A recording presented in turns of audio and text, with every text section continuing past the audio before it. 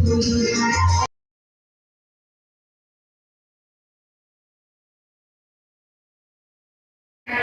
pintar, otomatis papanya wow.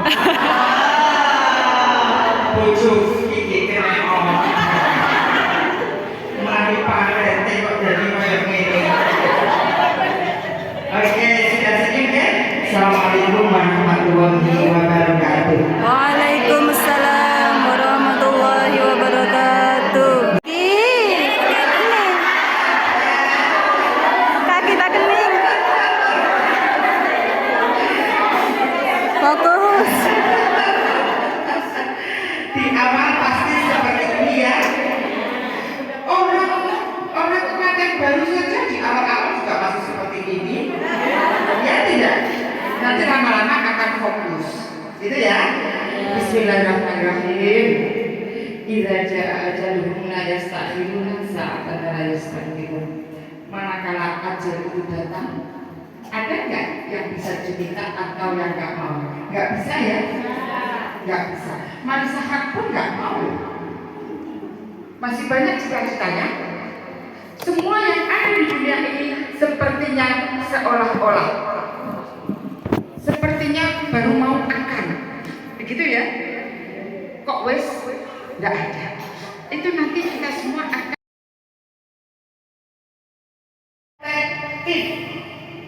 memaksakan kondisi anak, apalagi kalau anaknya laki-laki. Ini sebuah rahasia. Manakala panjenengan memaksakan kehendak panjenengan ke anak laki-laki yang masih kecil-kecil ini, akan ketemu rumus bahwa anak ini akan berdampak puber lebih dini. Dia akan mencari sosok kekasih yang bisa menyenangkan dirinya karena mamanya tidak enggak gitu ya.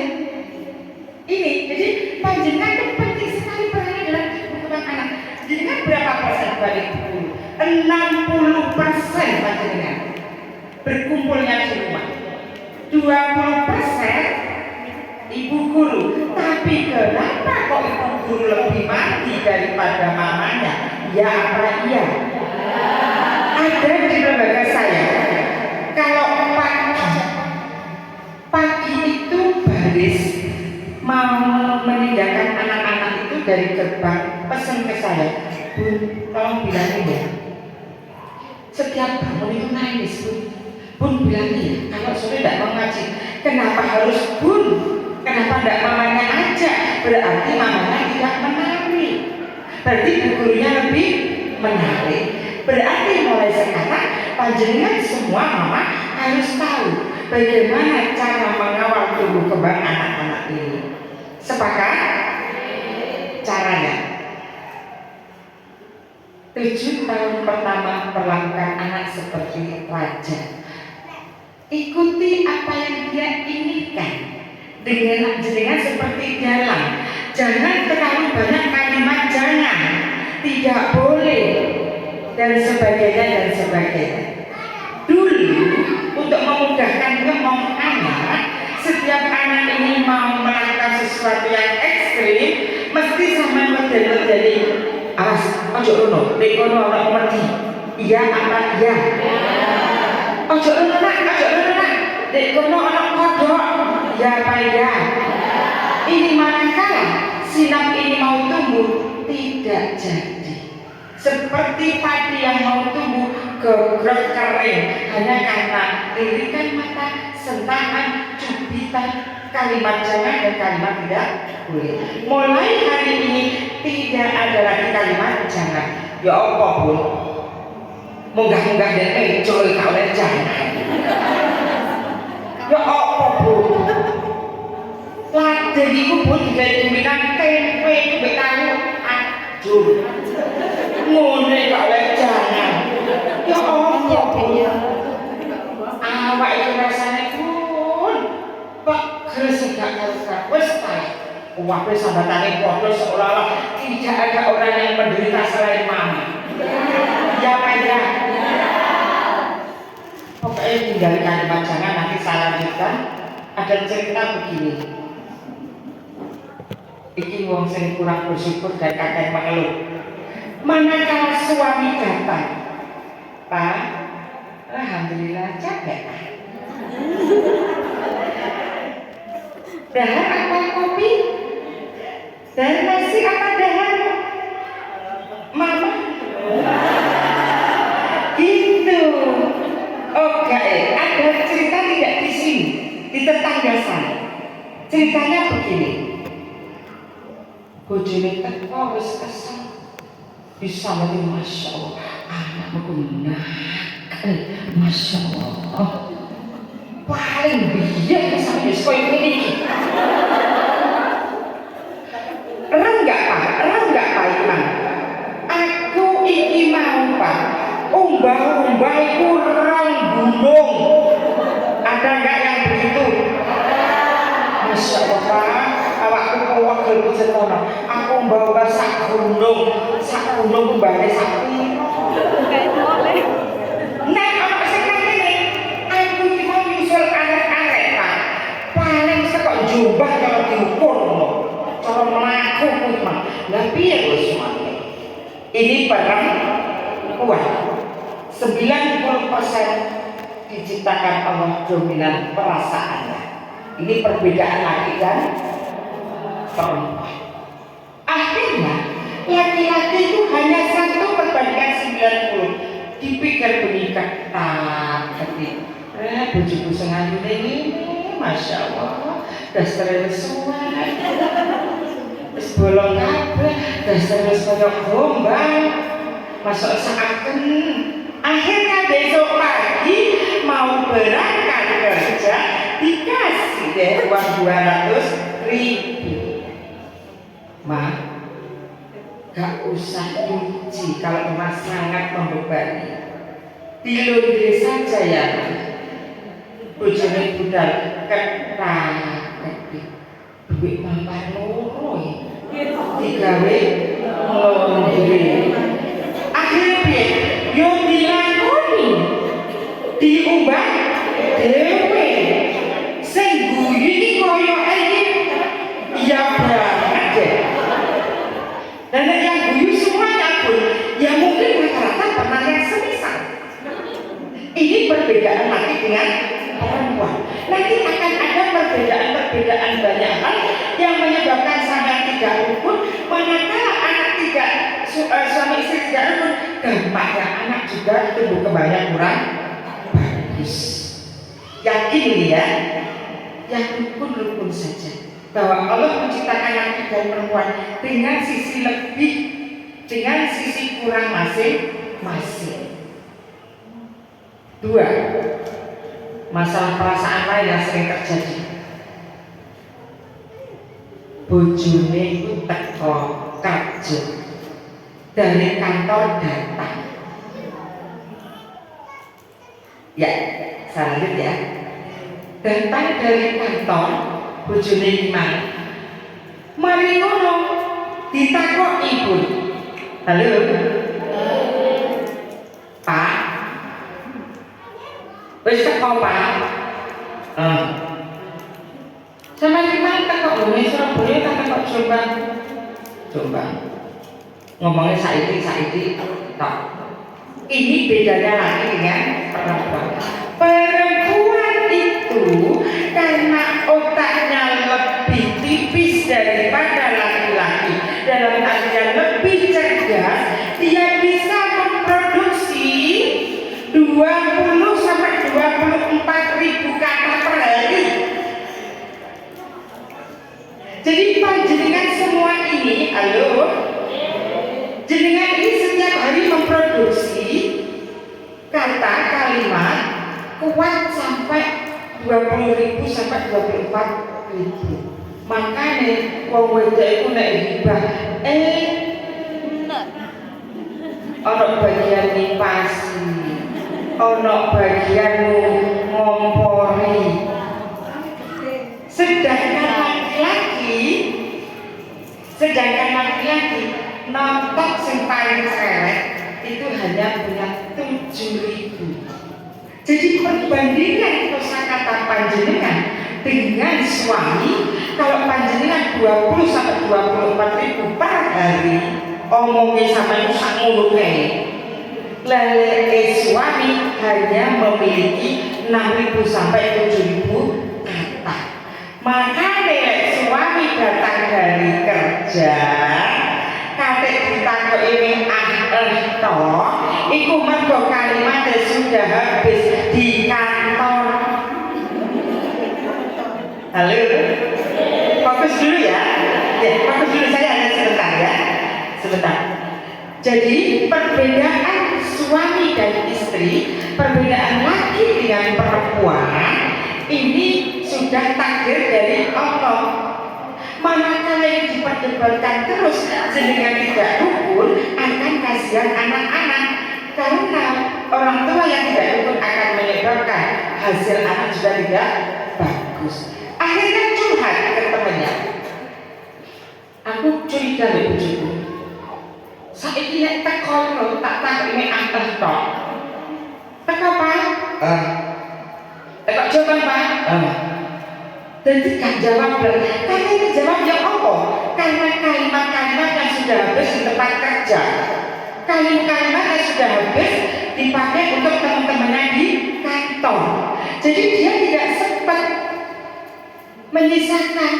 Jadi dia kalau di rumah dalam keadaan jenengan tanya, dan kalimatnya yang jenengan tanya itu hanya dijawab singkat-singkat saja, berarti dia tidak ada niatan yang tidak baik, tapi karena memang dia itu sedang habis energinya. Laki-laki hanya bisa bicara sehari 7.000, sedangkan jenengan bisa bicara 24.000 wong itu. Mulai ahli hibah, ahli rasa-rasa itu wong wedok. Saya masuk neraka aja ya wong wedok. Karena apa? Karena setiap hari ngomongnya 24.000 kata. Wong wedok secara umum. Atau apabila ada yang khusus dan setelah ini kembali ke jalan yang benar akan menjadi yang lebih baik. Ini adalah tujuan parenting kali ini. Bisa dipaham Bun? Tidak usah mempermasalahkan hal-hal yang kecil. Oke. Kedua perbedaannya itu dari segi bicara, dari segi melihat.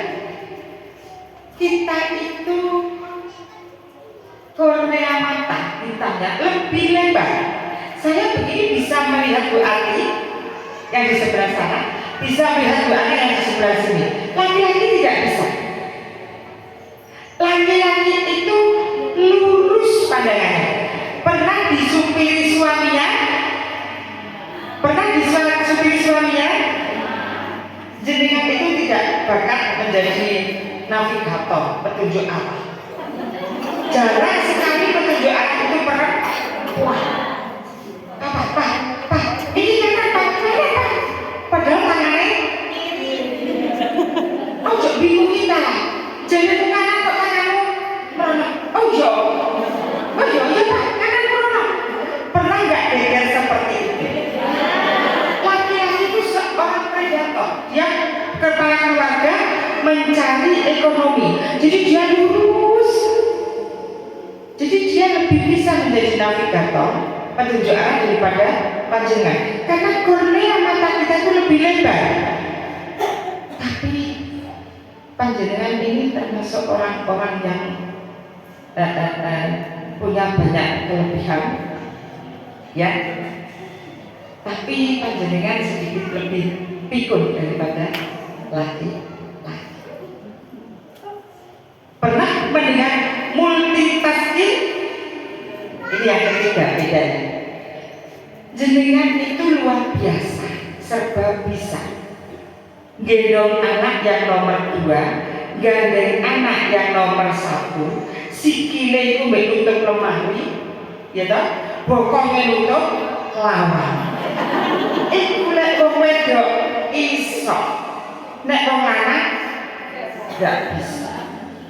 Setelah tahu perbedaan ini, insya Allah kita akan semakin bisa memahami bahwa saya tercipta berbeda dengan laki-laki.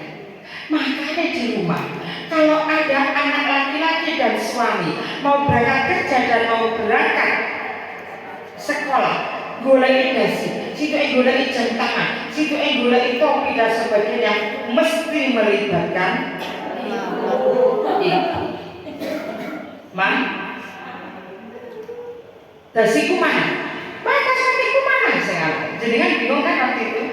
Padahal jenengan sudah masak, sudah nyapu, sudah semua, makanya multitasking, makanya penghuni surga kalau dia benar.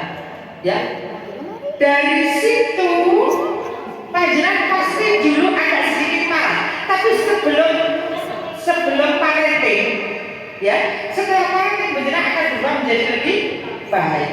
Dulu jawabannya karena otak panjenengan itu lebih tipis, otak laki-laki lebih tebal, ya. Makanya kalau ada bapak dulu mencari tiap pagi dasi kuntimah, topi kuntimah dan sebagainya, dulu jawabannya iki lho iki Masya Allah. Iya Pak ya. Tapi setelah parenting ini nanti panjenengan akan berubah menjadi lebih baik karena sudah tahu. Oh iya, otaknya lebih tebal, aku lebih tipis, aku lebih cerdas, dia lebih gak pakai cerdas. Besok kalau papa mencari sesuatu, sabuk putih mah, ya berarti sabuk putih mah, ini loh Pak di sini. Aku sekarang gak seperti biasanya Pak, karena saya tahu otakmu lebih tebal. Ya nggak segitunya Mama. Ya, oke. Kembali ke 7 tahun pertama yang tadi.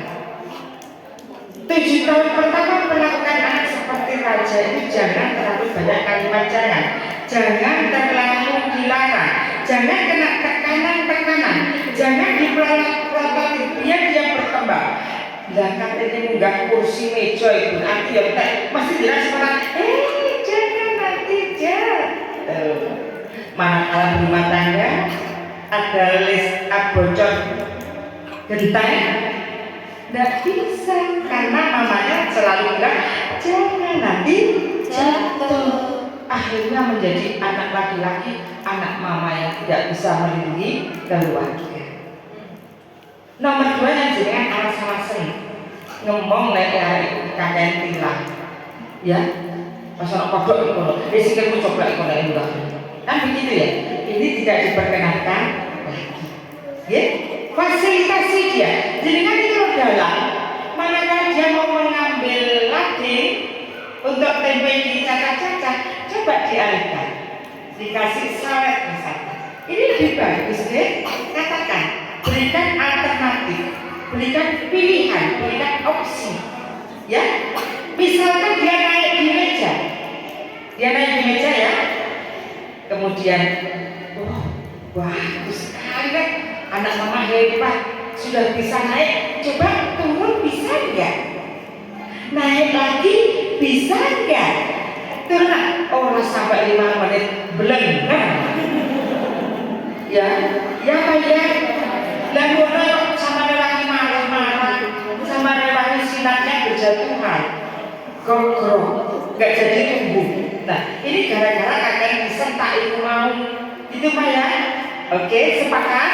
Sepakat. Sekarang yang 7 tahun kedua ini sekarang SD. Sama nek arane bedik arek. Ya Pak ya. Ini perlakukan seperti tawanan. Caranya bagaimana? Yo jadi sawan tadi. Ajaklah dia diskusi. Perlakukan seperti orang dewasa.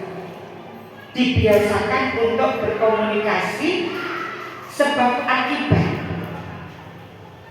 Misal kian beri arek, kubur arek. Ini biasanya digandeli dengan hormonnya itu. Yang saya ya, bau badannya agak bau banget. Iya Pak ya. Terus omeku piringnya gak ketok.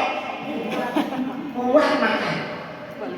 7 tahun ketiga ini keduanya menghabiskan energi. Lek panjenengan tidak menjadi mama yang cantik, panjenengan akan kehilangan anak ini. Manakala dia puber lebih awal, lebih-lebih makannya ayam terus. Kulit ayam itu akan menyebabkan hormon libido untuk bercinta itu lebih. Dibuang ya mak kulitnya ya, kalau ngasih mana anak ayam gitu, kulitnya itu diambil gitu. Nah, ditunjang itu. Jadi anak-anak sekarang kecil-kecil itu pacaran. Ditunjang mama itu orangnya yang mama. Halo, kamu mumpung masih SMP nanti. Awas kalau kamu pacaran. Hati-hati. Kalau sampai kamu pacaran ketahuan mama atau papa, udah berhenti sekolah, gak usah. Ini ada masih sering terjadi di lapangan. Ibu podo wae ngene mak, dodone sama di sono. Awas ada anjing galak. Dia backstreet ya. Dia bisa backstreet ya.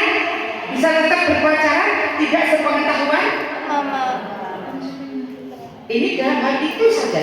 Dalam hal-hal yang lain, tolong dibiasakan anak ini tetap terbuka menjalin komunikasi yang baik.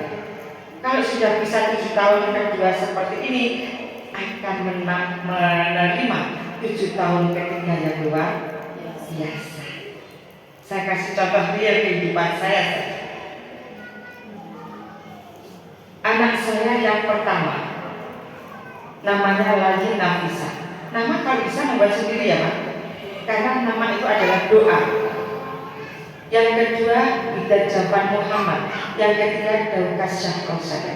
Apa yang saya katakan ini tingkat bahwa semua anak saya hebat. Semua anak saya hebat. Jangan pernah merasa mengurangi rasa syukur dengan anak yang sudah diberikan Allah.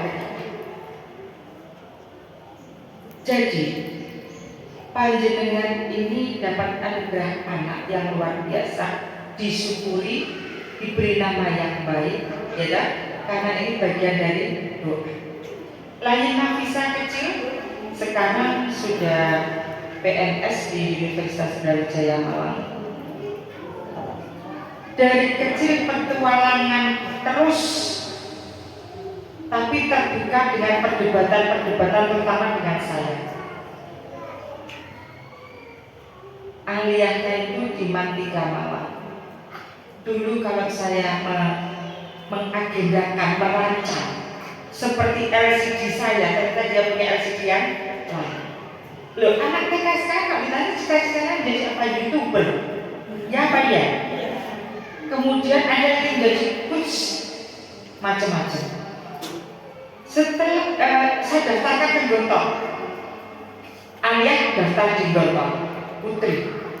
Tanpa sepengetahuan saya, dia senangannya berpetualang, mencoba tes beasiswa ke Mantika Malang, lolos. Jadi saya selama 3 tahun dia di Malang tidak pernah membiayai karena lolos melalui beasiswa. Dari Aliyah kelas 2 dia mengikuti seleksi AFS. Dia hanya bercerita ke saya setelah berhasil. Pada waktu berpetualang tidak lolos. Dari kelas 2 SMA Aliyah sudah dikirim ke California, Amerika Serikat. Lulus dari Amerika sudah ya, hanya ikut yang tahu perubahan-perubahan yang ada pada dirimu. Woi saya kira ketimuranmu sedikit berkurang. Sampai yang S1-nya di Indonesia saja. Iya Bu, siap. Saya workshop di Surabaya jam 2 malam, diteleponi guru-gurunya yang dari mana? Bu, lah ini loh Bu, diterima di AP, Asia Pacific University Japan. Tidak Bapak, akhlak adalah segala-galanya. 86% keberhasilan seseorang dari akhlak, bukan dari sekolah akademiknya. Ditanya omongan saya ya, 86% orang-orang yang berhasil itu dari akhlak, dari otak kanan, dari EQ, bukan EQ. Saya dibentuk akhirnya rombongan 3 malam ke rumah saya minta ridho lain di EBU karena akan mewarnai mana gitu loh. Kalau itu akhirnya saya izinkan. Nah, di Jepang inilah anak saya bisa merubah tatanan yang saya katakan akhlak yang melebihi Islam. Di Jepang itu disiplinnya luar biasa. Saya di sana 1 bulan. Pada waktu itu sudah anak saya, senegara Jepang itu tidak ada namanya tempat sampah. Jenengan kan punya anak Fatul Minal Iman, tapi sampahnya masih bersama. Jadi setiap orang yang mau bepergian itu pasti bawaannya 1 payung, 2 tas bersepatu, di dalam tas itu ada kreseknya. Pasti seperti itu. Saya akhirnya di sana 1 bulan ikut, dan saya melihat orang-orang di Jepang itu tidak ada bepergian bergandengan tangan, berbondong-bondong. Orang tua sekalipun ke mall sendiri, sehat-sehat, bersih. Semua ajaran Islam ada di Jepang. Dan alhamdulillah ini doa-doa saya lagi di sana tertata menjadi pribadi yang lebih baik. Setelah lulus dari Jepang, ini masuk konsep ya, bukan ceritanya ya. Bagaimana 7 tahun pertama, kedua, dan ketiga hasilnya seperti apa? Yang dia lulus dari Jepang kemudian harus nikah ya? Enggak, saya harus S2 dulu. Saya S2 saya enggak, kali ini kamu enggak boleh. Saya ngikutin caranya terus. Iya, memang di dalam konsep pendidikan saya tak ngikuti lah. Tapi kali ini urusannya sudah tidak ke pendidikan lagi. Tapi saya mengejar takdir bahwa kamu harus bersuami. Waduh, bingung dia. Dia akhirnya nempuh beasiswa LPDP di Prancis S2. Aku bersyarat ya, sebelum berangkat sampai nikah dulu. Akhirnya nikah. Doa seorang ibu luar biasa saja. Jadi pada waktu COVID ternyata selama 2 tahun menempuh S2 itu tidak pernah ke Prancis sama sekali, tidak pernah ke Eropa sama sekali, dilakukan secara daring dengan beasiswa hidup, beasiswa sekolah, ITF melalui BCA. Artinya bagaimana? Artinya komunikasi yang baik anak dengan orang tua, diskusi yang baik anak dengan orang tua, mulai dari usia 7 tahun pertama, nanti akhirnya akan terbiasa. Bisa dipaham, Bun? Ini kita tahu anak kita hebat. Anak hebat saya yang ketiga hampir sama, cuma jalannya berbeda. Katakan semua anak kita hebat ya.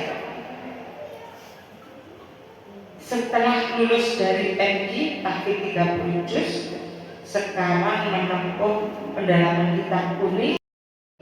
Kamu hari-hari di rumah Mbak Mi dan uangmu sering kau kasihkan Mbak Mi. Mbak Mi itu janda, tidak punya anak, sepuh.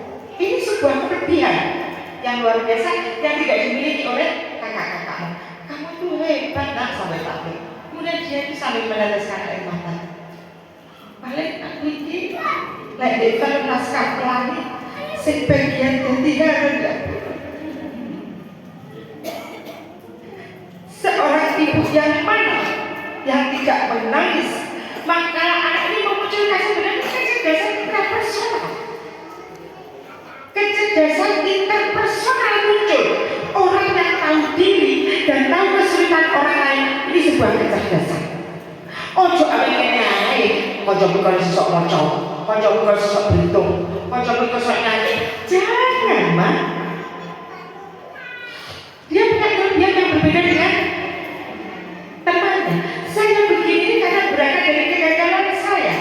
Saya dulu pernah membandingkan Jalhan dengan namanya Iqbal, anaknya Bubah guru saya. Pak, Iqbal bisa ranking loh Pak. Kamu kok nggak bisa? Suatu hari saya dibalik. Bu, Iqbal itu loh Bu, ibu cuanti ya Bu ya. Berarti oh iya Bu, aku jelek. Aku gitu. Oh ternyata orang dibanding-bandingkan itu sakit. Ini sebuah kesimpulan bahwa anak panjenengan semua hebat. Dan jangan pernah membanding-bandingkan bahwa anak jenengan semua hebat. Jangan dilihat dari intelektualnya aja, tapi EQ-nya juga, bahwa 86% keberhasilan anak itu, keberhasilan orang-orang sukses itu dari otak kanan, tidak melulu matematika, bahasa, berhitung. Sekarang saya tanya, jenengan waktu SMP ngapal sin cos tangen kanggo tangga kanggo urip? Boten. Yang penting. Tapi kalau akan diajarkan budak anak, budak adik dan teman-teman, pembiasaan ini yang bagus, mudah memaafkan, ya kan? Kemudian membuang sampah pada tempatnya, kemudian tersenyum, minta maaf. Ini yang sangat berguna untuk mendatang. Bisa dipaham, Bu? Saya permisi budak adik, minta tisu nih. Saya kalau berdiri butuh waktu. Terima kasih ya. Oke. Seperti ini, biasakan yang di sekolah, di rumah dilanjutkan. Besok ibu ngurus sembahan. Saya juga saya ikut. Ya wis ada kesan. Kalau perlu dibumbungkan badannya, Dek bisa minta tolong. Itu loh diskusi itu. Jupuk no, itu jangan. Bisa nggak kesuan, kesuan. Jadi ibu bisa minta tolong ambilkan sendok. Setelah selesai, terima kasih anak pintar. Itu manakala jenengan tua, jenengan akan digitukan juga. Manakala jenengan tua sakit, jenengan akan digitukan sebagaimana modelnya yang hebat-hebat ini. Tapi kalau jenengan serba kekerasan, kemudian SOP yang sudah diberikan anak adik dan teman-teman ustazah di sini tidak diterapkan, dilanjutkan di rumah, apa nanti jadinya anak ini kalau sudah dewasa kegiatan? Bisa dipaham, Bun? Kesimpulannya, didik anakmu di sesuai zamannya, jangan seperti zaman. Ya? Kemudian bagilah menjadi 3 bagian, perlakukan anak seperti raja, kemudian seperti tawanan. Seperti tawanan itu diberikan aturan main ya, Bu, maksudnya. Kemudian yang ketiga, panjenengan akan seperti teman. Contoh lagi, pada waktu yang di Jepang itu terjadi apa yang saya khawatirkan, yaitu pergaulan bebas. Waktu itu belum ada WA loh, Bu. Belum ada WA. Saya tahu dari foto-foto temannya, kok fotonya dekat sekali dengan laki-laki ini. Kemudian terbuat juga susah waktu itu. Loh, yang foto sama-sama itu siapa? Rio. Rio itu siapa? Rio itu anaknya orang di Garuda Indonesia. Pacarmu tadi. Lah kok fotonya dekat sekali? Aku suka, tapi dia tidak. Seperti inilah konsep 7 tahun ketiga enaknya. Dia akan terbuka, dia tidak sembunyi-sembunyi, dia akan berdiskusi. Bisa dimengerti, Mas? Ini saya ceritakan hasilnya. Sing malu abai, kalau ditakok nama abai nyipri. Aku seneng tapi dia gak seneng. Dia harus punya pacar kok, Bu. Oh, iki loh Bu pacare. Nah, untuk bilang tadi, pacare lah kok sesama jenis. Laki. Makanya ini pelajaran buat mama. Manakala proses pertama 7 tahun kedua berhasil, 7 tahun ketiga insya Allah panjenengan akan menemukan anak yang terbuka, ya, anak yang berdiskusi, ya. Nah, selanjutnya pengalaman buat panjenengan semua, jangan selalu menganggap anak kita baik-baik saja. Ditanya sama budak anak, bagaimana adik di rumah? Baik, Bu. Di kamar sudah pegang HP itu, saya bisa nyuci, bisa masak, bisa nyetrika, aman. tidak pernah dolim sama sekali. Jari sapa awak?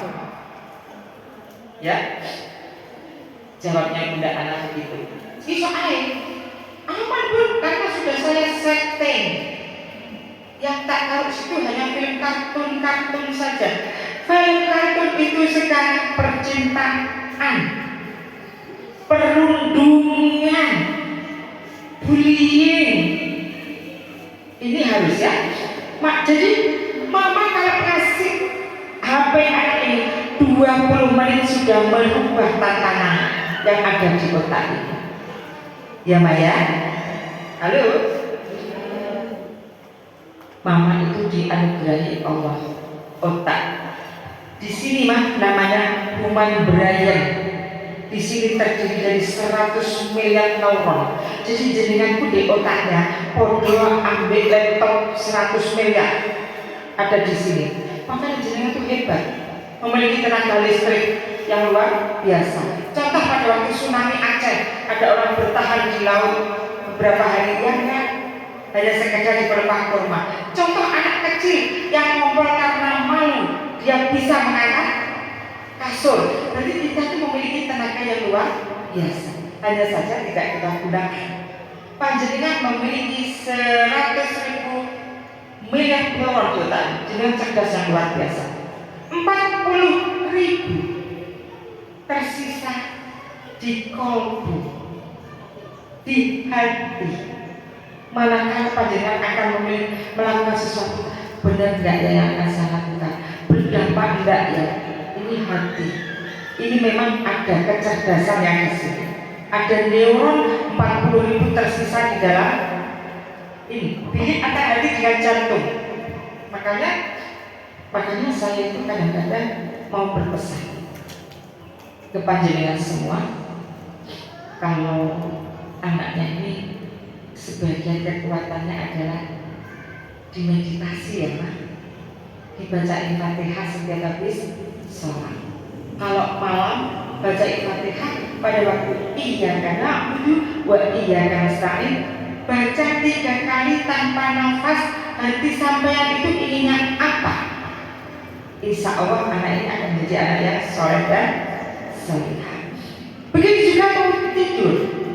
Mau tidur tidak perlu dibacain bacaan yang macam-macam atau cerita kancil nolong timun dan sebagainya, nggak perlu. Ceritakan kegagalan hidup kita atau neneknya atau kesuksesan. Manakala dia besok bangun, pada saat dia fly gitu ya, jadilah orang itu harus gampang memaafkan, jangan gampang menangis. Tidur besok pagi akan langsung tertancap. Dia akan menjadi anak yang seperti dengan harapkan. Bisa dimengerti Mas? Oke. Berarti ini uraian dari 7 tahun pertama, kedua, ketiga, dan didiklah anakmu sesuai zamannya. Dan peran orang tua ini sangat penting. 60% buat jenengan, 20% di sekolah. Tidak mudah ya Bu? Tidak, kemudian 20% di lingkungannya. Kadang ngaji, sholat di masjid, pulang tiba-tiba bisa miso. Ditanya sama Bu Ana, kemana Pun kalau sholat? Ngaji TPQ Pun. Kalau maghrib itu dilanggar di masjid Pun. Itu kan penjenengan menganggap anaknya baik-baik saja, tidak tahu bergaulnya dengan siapa, karena 20% tersisa untuk lingkungan tadi. Paham Bun? Oke, sudah berapa jam? Masih sebentar. Next Bun. Oke. Bunda. Halo. Hai. Coba lambaikan tangan. Halo. Hai. Oke. Saya ya. Saya panjenengan ini lahirnya berbeda-beda tahun. Ya. Baik suami maupun jenengan maupun anak-anak ini tidak sama mengetahui semua. Dari perbedaan ini, harapan saya setelah parenting, oh iya saya aja bujuku tipe pragmatis. Ya wis lah tak sadar. Gitu ya. Lek kalau ibarat gak nemu-nemu. Oh iya sih dari bunda, oh tak laki-laki itu lapisannya lebih tebal. Aku lebih tinggi. Itu insya Allah akan tidak terjadi percekcokan. Paham? Berubah kembali ke jalan yang benar ya. Oke, next, Bu.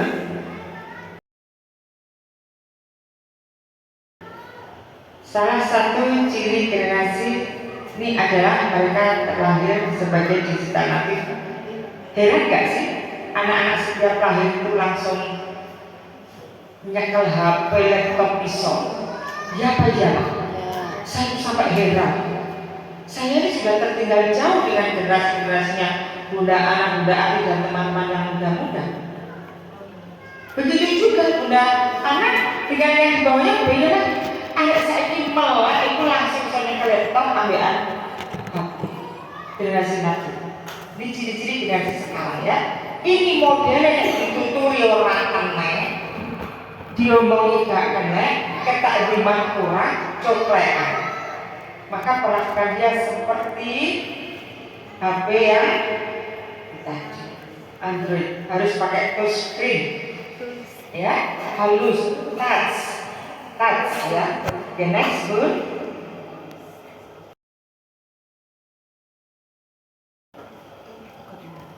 Oke. Nah, yang generasi anak-anak yang kecil-kecil sekarang, beruntunglah dia masuk ke generasi alfa. Terdidik, ya kan? Jumlah saudara kandungnya sedikit, kemudian fasilitas lengkap. Digital native. Next.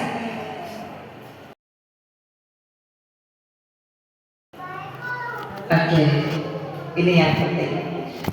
Bismillahirrahmanirrahim.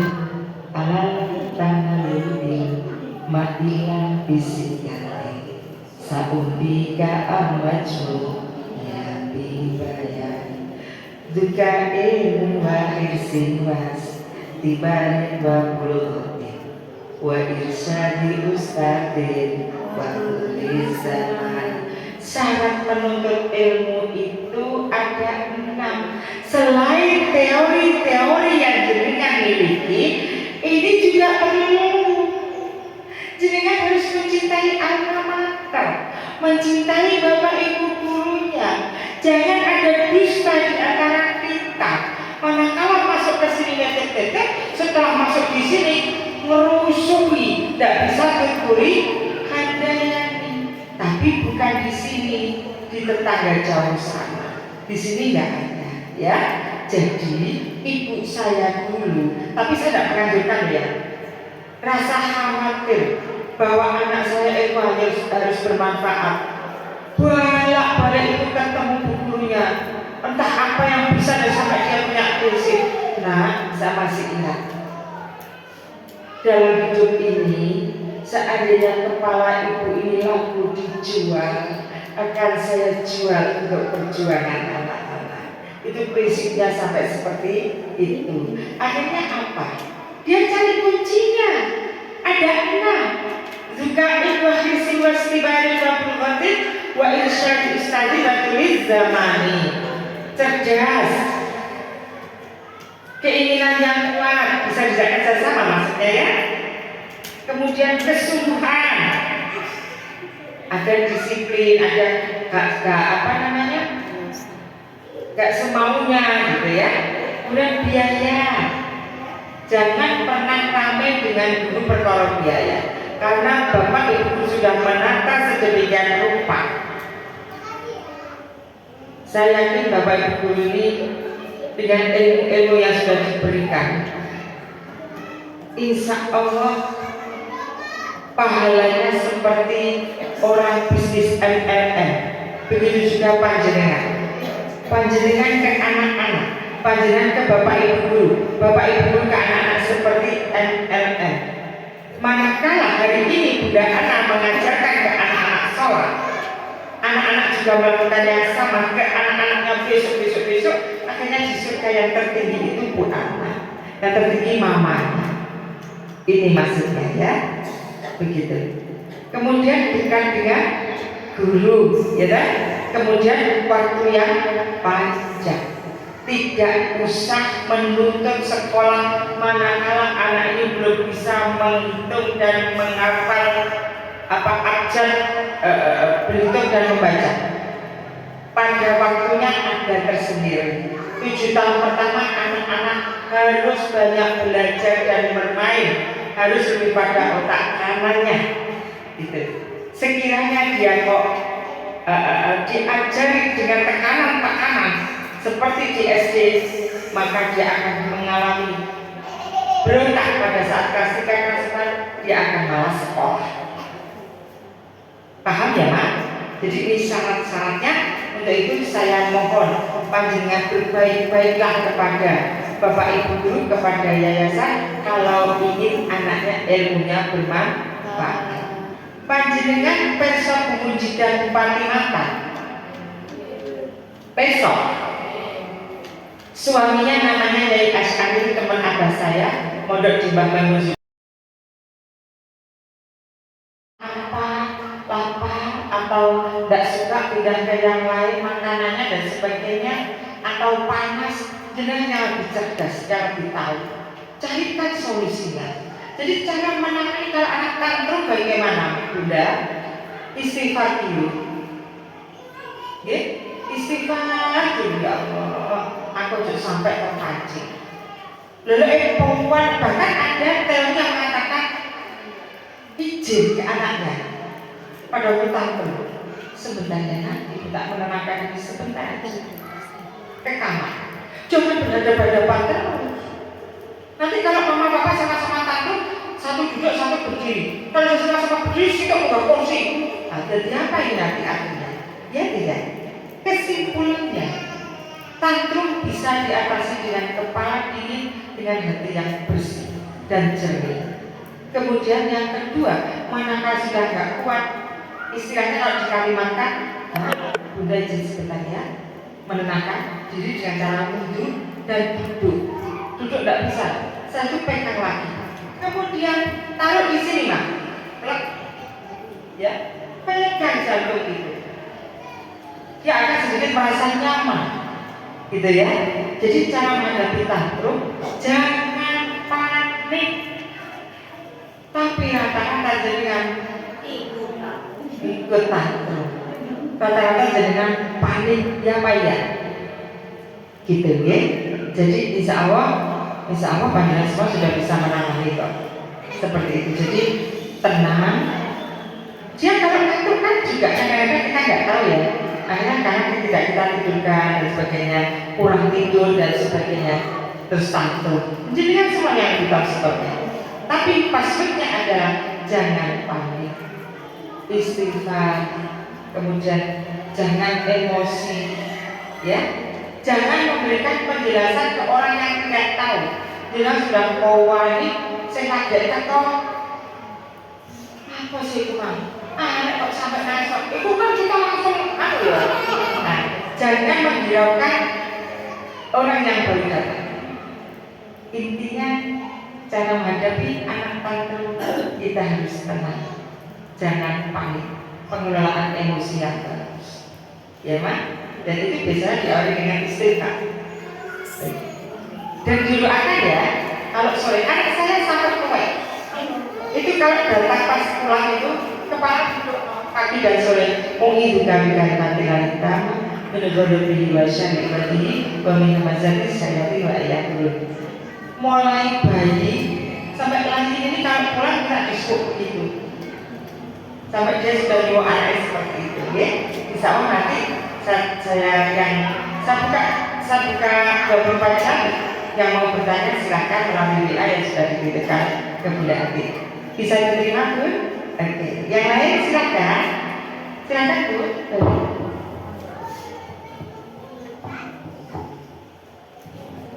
Assalamualaikum warahmatullahi wabarakatuh. Waalaikumsalam warahmatullahi wabarakatuh. Saya bertanya tentang pengaruh lingkungan tadi. Ya, yang 20% dari pindah sekolah, 60% dari mama, terus 20% dari lingkungan. Ya, lingkungan kan sudah ada jam sekian acara ini, jam sekian ini lah. Sore hari kan ya mengaji dan musola. Ya setiap itu mesti dapat ilmu baru yang saya maksudkan. ya. Terus cara mengatasinya gimana, apa masa terus nggak boleh jangan ke musola kan? Nggak. Terima kasih. Terima kasih Bun, pertanyaannya bagus. Bunda ini dilematis. Ke musola adalah hal yang baik, tapi setelah datang dari musola mendapatkan ilmu yang baru. Begitu ya? Ini hal yang banyak menyulitkan ibu-ibu. Nanti kan digandengin dengan ngaji ya. Betul, apa hanya jamaah saja? Oh, kalau jamaah saja dengan dua cara. Yang pertama adalah pengajian tentang akhlak. Yang kedua, kasih anak kegiatan supaya tidak ada waktu yang longgar. Entah menulis Arab, apa namanya, menurut hot atau misalkan imlah atau misalkan apa begitu ya. Tapi kalau sekedar berjamaah, jamaahnya sama ibu atau sama bapak, itu lebih bagus. Ayo kan samanya sudah selesai, kita pulang yuk. Itu mah. Kalau sekedar jamaah, kita kawal. Kita masalahnya ya jamaahnya hanya 5 menit, tapi nanti biasanya menunggu isya ini ya Mak, waktu yang lama, dan di situ dia akan mendapatkan ilmu-ilmu baru yang bermacam-macam dari latar belakang keluarga. Kalau menurut saya, kita kondisikan anak kita, jamaah kita dampingi sampai di rumah kita senangkan, jangan sampai boring di rumah. Iya, jadi ini memang hal yang tidak bisa terjawab, karena tidak bisa terjawab sesuai lingkungan masing-masing. Dia harus bisa menyikapi keluarganya sendiri-sendiri. Yang jelas tidak mungkin kita melarang anak untuk tidak ke musola. Tapi kalau mengawal, kita bisa mendampingi anak ini. Anak saya laki-laki, belum tidak apa-apa. Nanti setelah jamaah kita gandeng, kita pulang kita sholatnya sudah selesai. Dibiasakan diajak diskusi. Tapi kok menurut saya Bu, karena saya juga banyak sekali menemukan hal-hal yang demikian, posisi dilematis. Kalau TPG bisa ngasih masukan ke ustaz-ustazah, tapi kalau sekedar jamaah kita mengawal.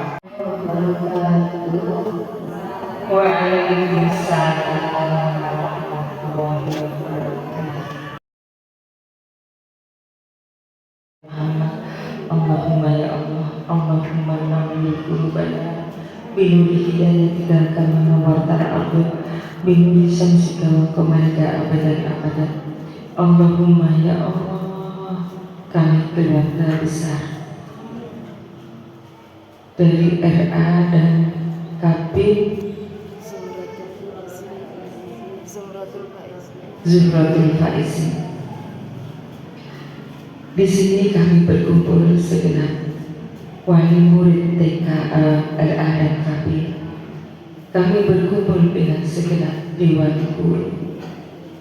Ya Allah, ampunilah dosa-dosa kami. Maafkan kesalahan-kesalahan kami. Salah kami ke kedua orang tua. Salah-salah kami kepada suami kami. Salah-salah kami kepada anak-anak kami. Salah-salah kami kepada sesama teman. Ya Allah ya Karim, limpahkan rahmat-Mu. Berikanlah kami usia yang panjang dan berkah. Berikanlah kami kesehatan ya Allah ya Karim. Allahumma ya